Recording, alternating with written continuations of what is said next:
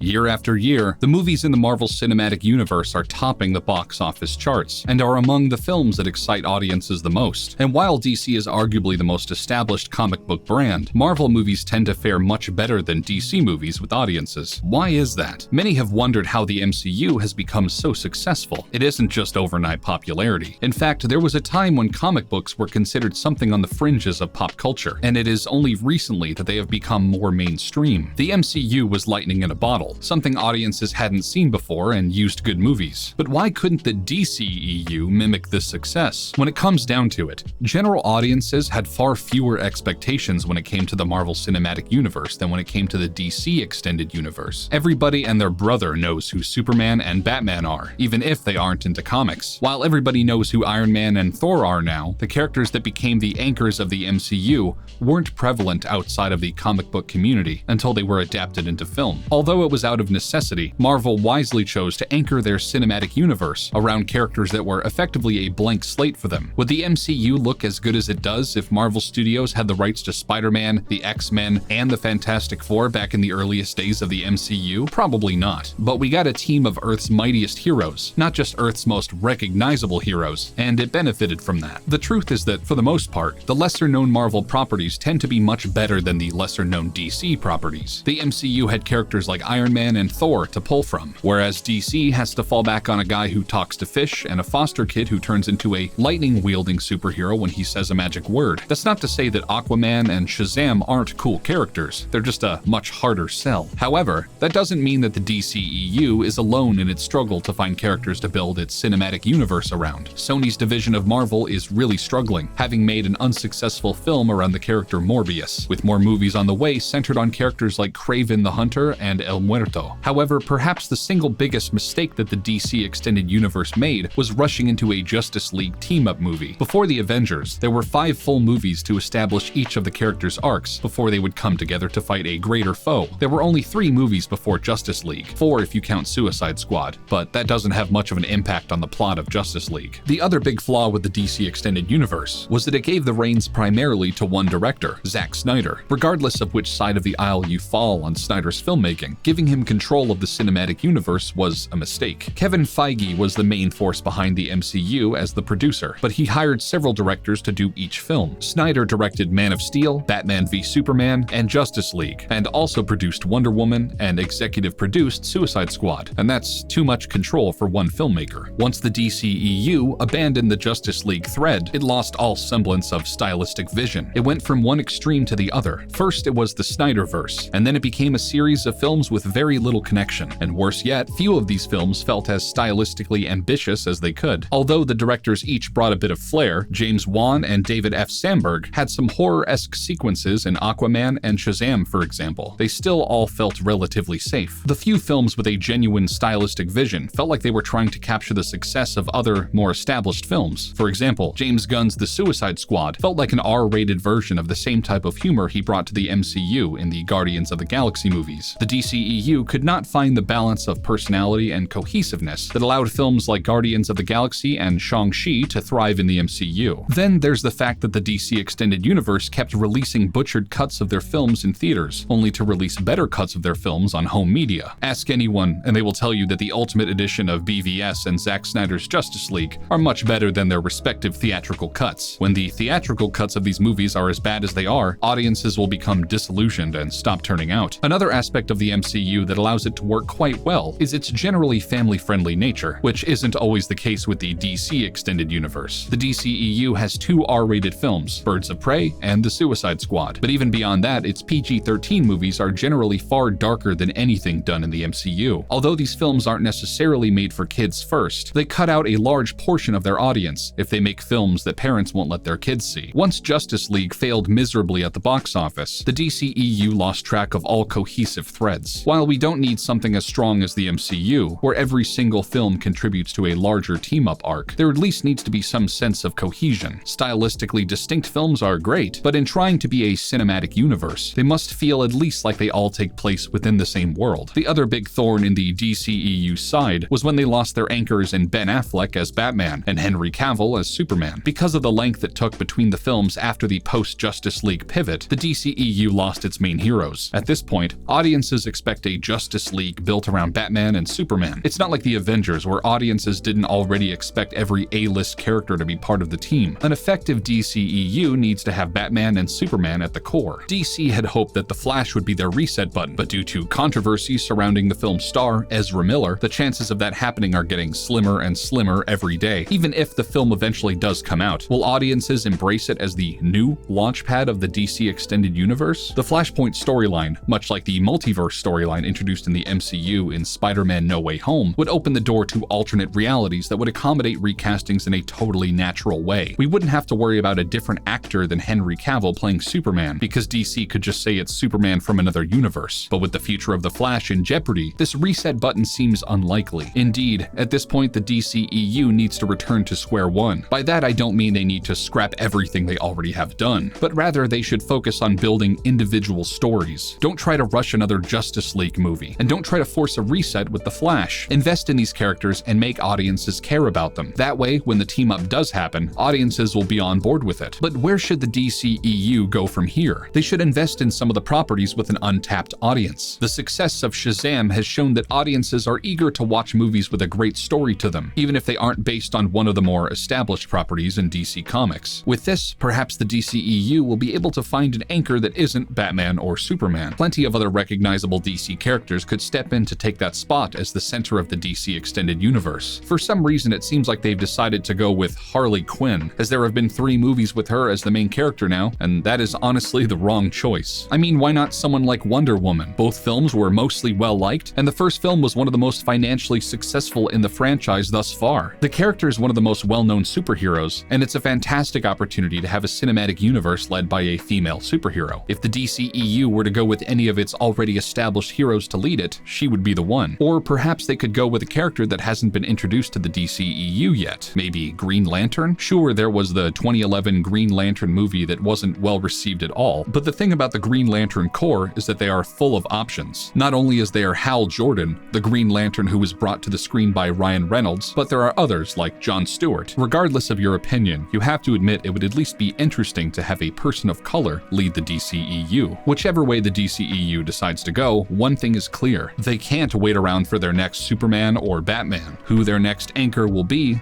nobody knows. Will it be Gal Gadot's Wonder Woman, Dwayne Johnson's Black Adam, or is it going to be someone we haven't even seen yet? But what do you think? Who should be the new anchor for the DCEU? Be sure to let us know in the comments section below, and don't forget to like and subscribe. Thanks for watching, and see you next time. And if you like the work FandomWire is doing, be sure to visit our affiliate link at Humble, where you can purchase and play games for a great low price, while supporting us and allowing us to make more quality content like this. Until next time, thanks for watching.